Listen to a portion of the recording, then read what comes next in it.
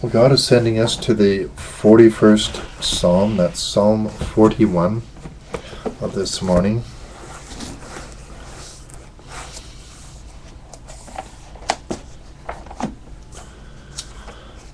And we are reading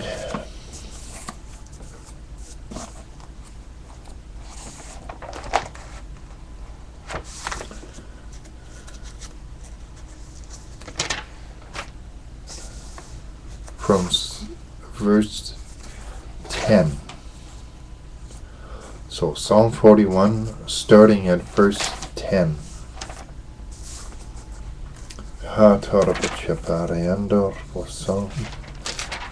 Yeah, I hear the Holy Spirit say, put your trust in me.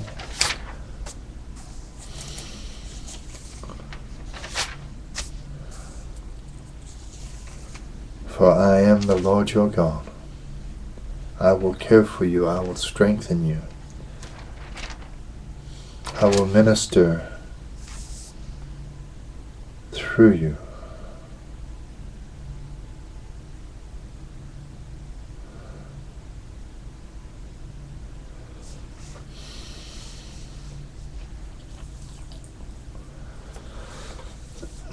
So if you're ready and you would like to read this along with me, let's read together in 3, 2, 1, read.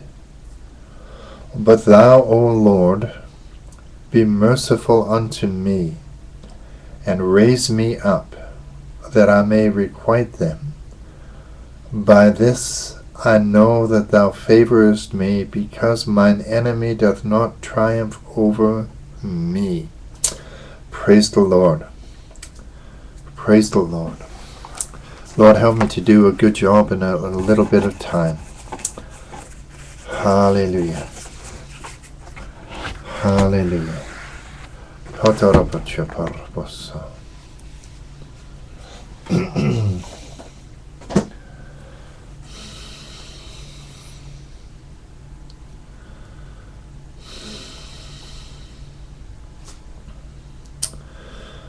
Well, in much of this psalm, David is talking about his enemies, those that are against him, those that are working and praying and speaking against him and hoping for the demise of his reign, hoping that God will take him out of the world.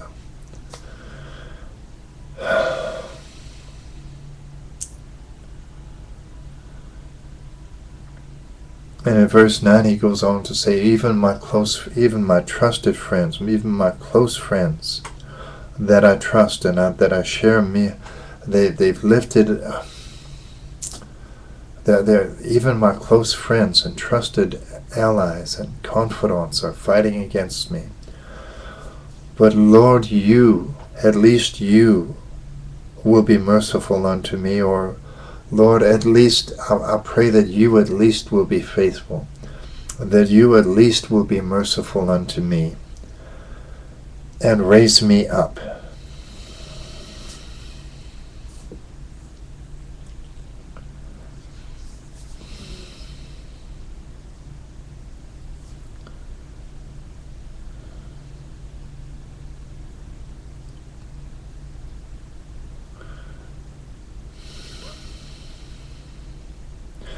So what is he talking about actually here? Well, my notes tell me that he is praying to be raised up from the deep humility and seeming defeat as he flees from his son Absalom, and the betrayal of his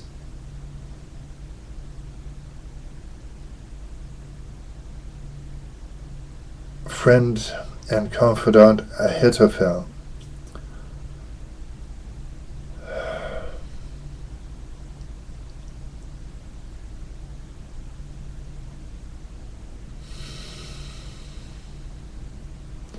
So David is praying to be released, or to be delivered, and to be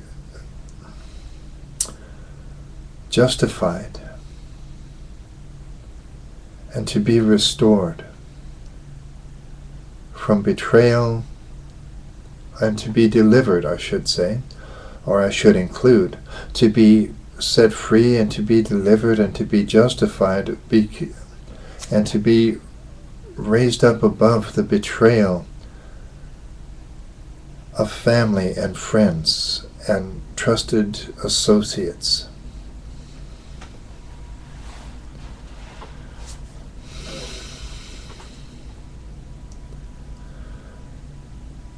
And in a sense, in verse 11, he's putting out a fleece. He's saying, I'll know, I'm putting out a fleece, Lord. I'll know that you favor me, because my enemy does not triumph over me. Or I will know, when I have the victory over my enemy, I will know that you favor me.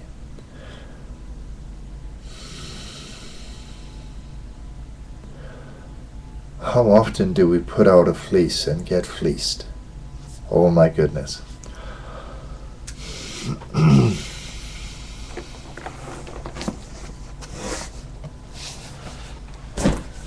We should not have to put out a fleece these days, brothers and sisters. We should know that we know that we know that God is with us. And this is a part of the reason that Jesus gave us the gift of the Holy Spirit, or the down payment of the Holy Spirit, or the indwelling of the Holy Spirit, the Spirit of adoption, the Spirit of truth, who will lead us into all truth. The Holy Spirit is so precious and so vital in our Christian walk. If we do not have the Holy Spirit, then we cannot experience the fullness of the Christian life. Because why? We are not fully born again.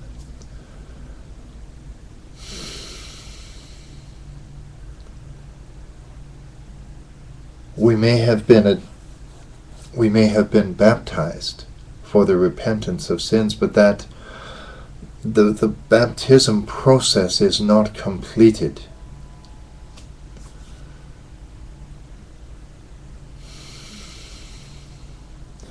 Jesus gave us indicators, or signs. Here we are again, so that Jesus gave us signs, gave us a way of recognizing who has the Holy Spirit, rather than having to ask for signs or put out fleeces. And the trouble with putting out fleeces is when we put out a fleece, so often we do get fleeced, we get fooled, confusion comes in. But with the Holy Spirit, there is no getting fleeced, there is no mistake, there is no error. Jesus said, if you ask for an egg, how much more will... Or he said, if you ask my Father for an egg, will he give you a serpent? No. In other words, if you ask God for the Holy Spirit, God will see that you get the Holy Spirit, not the two Holy Spirit, not the false Holy Spirit. Or in other words, you won't get lying signs and wonders, but you will get the true Holy Spirit, who will confirm your walk and your ministry with signs and wonders following. And there are various ways that we can recognize somebody has faith in Jesus, or somebody believes the gospel of Jesus Christ. In my name, they will cast out demons, they will lay hands on the sick, and the sick will recover, and they will speak with new tongues, tongues that they have not learned. And again, the Holy Spirit makes utterances which cannot be understood. Only God in heaven can understand. And this is why the devil tries to get so many of us afraid of speaking in tongues. Well, I don't want to offend God. Oh, and that gets us into fear. Anything not of faith is sin. And if we're getting into fear over the things of God. Is that the Holy Spirit? No. Is that God? No, it's not even Jesus Christ. It's not even a godly fear. So why do we give place to it? Because we think, oh, it's the devil trying to make us afraid of using those gifts. See, the Holy Spirit will never offend God. God will never offend himself. God will never blaspheme himself. Man may do that, and the devil may do that. But again, that gets us into the use of the gifts of the Holy Spirit. And where does that take us? That takes us into confidence in God. But there are so many who want us to be afraid of being confident, who want us to be too humble.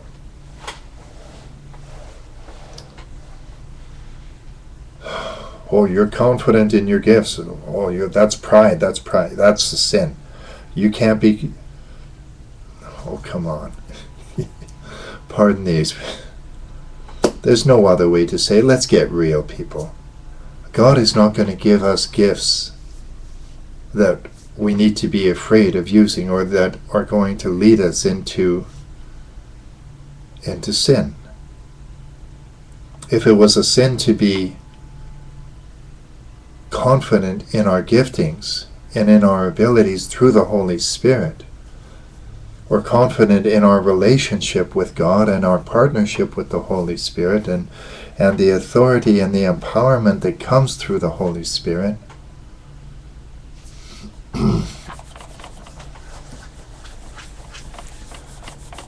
then Jesus could never have done what he did on the cross. He would have stopped being the pure sacrifice. He would have been in sin, because pride is a sin, yes?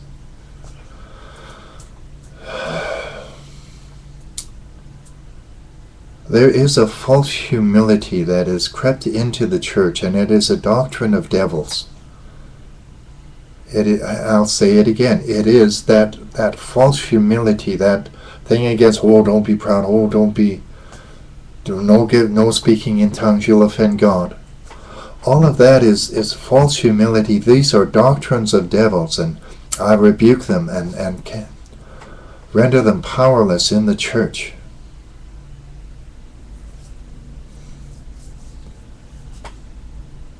And why do these doctrines of devils get into the church? Because the church doesn't have any teaching.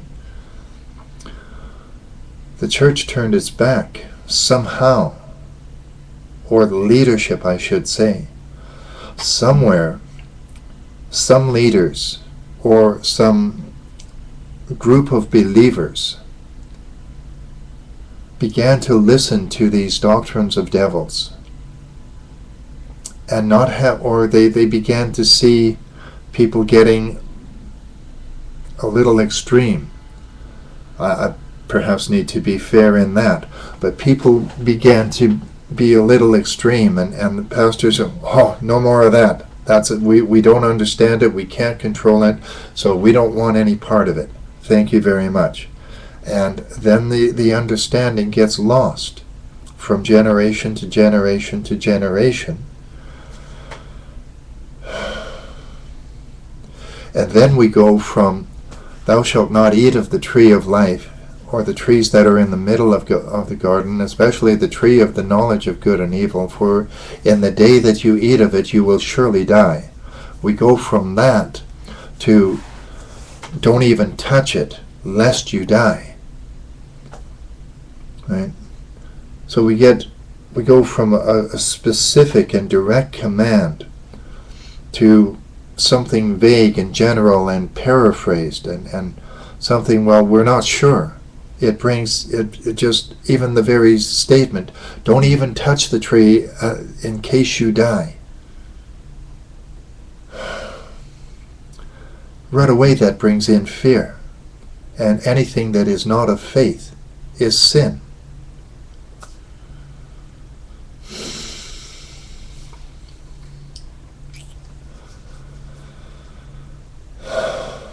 My goodness. Brothers and sisters, church, people of God, pastors and ministers, fivefold ministers, we need to be confident in our gifts. Not overconfident, not to the place of putting God to a foolish test. That's something else. Putting God to a foolish test is something else. But there is a proper way of using the gifts of the Holy Spirit that are neither proud nor foolish.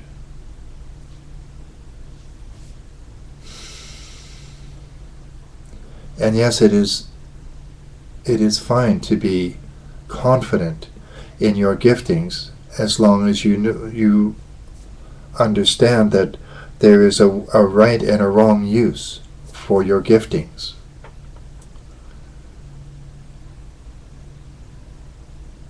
The gifts or the anointing, the gifts and the anointing of God make a way for the ministry and therefore for the minister.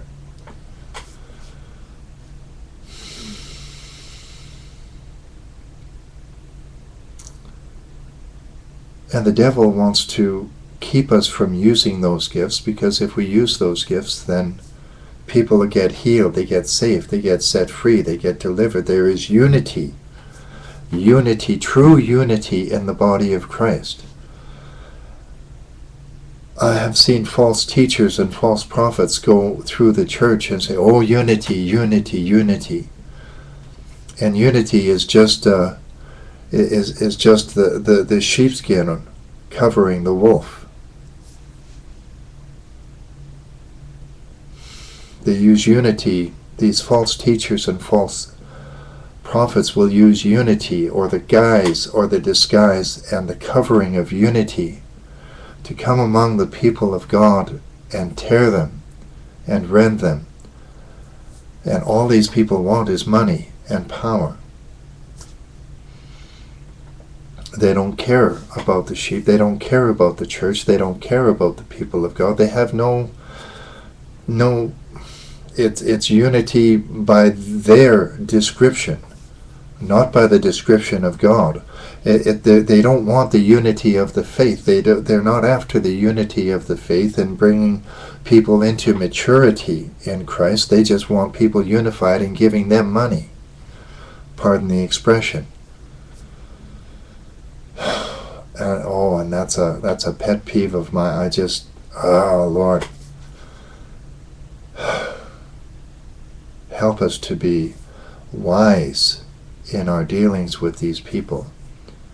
Help us to recognize before they tear the body of Christ. But that's what the purpose of the fivefold ministry truly is to equip the church and the saints for every good work, to bring unity of the faith,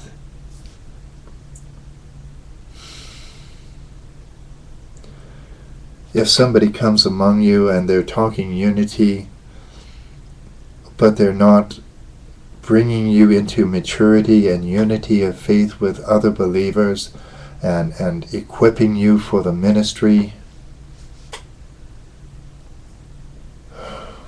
stop giving them to them. Stop supporting them. Stop opening doors for them.